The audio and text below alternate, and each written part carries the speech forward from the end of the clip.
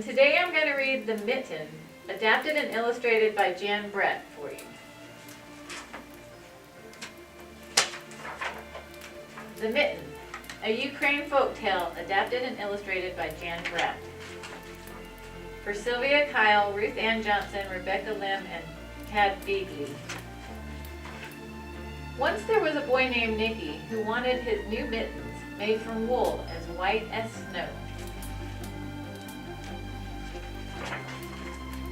At first, his grandmother, Baba, did not want to knit white mittens.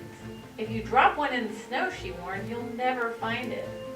But Nicky wanted snow white mittens, and finally Baba made them.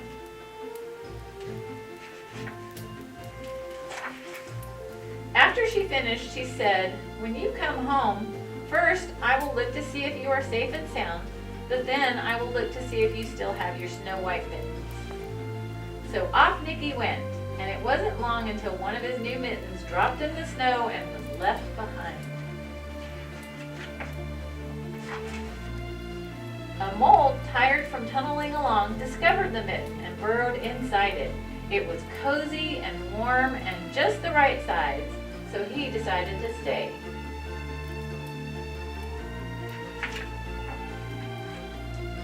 A snowshoe rabbit came hopping by. He stopped for a moment to admire his winter coat. It was then he saw the mitten, and he wiggled in, feet first. The mole didn't think there was room for both of them, but when he saw the rabbit's big kickers, he moved over. Next, a hedgehog came snuffling along.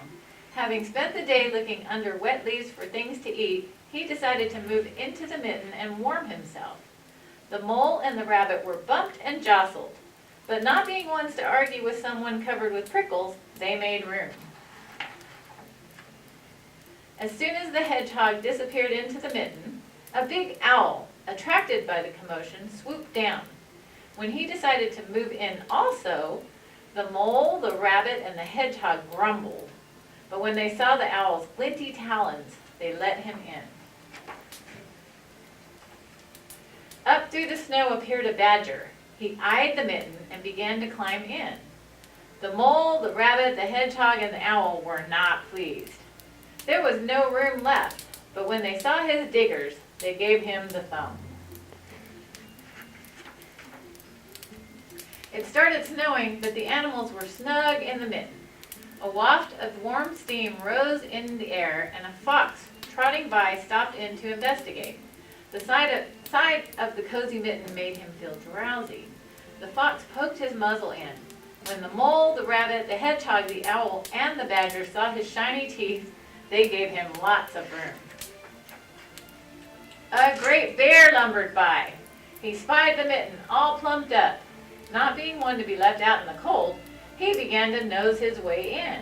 The animals were packed in as tightly as could be. But what animal would argue with a bear? The mitten swelled and stretched.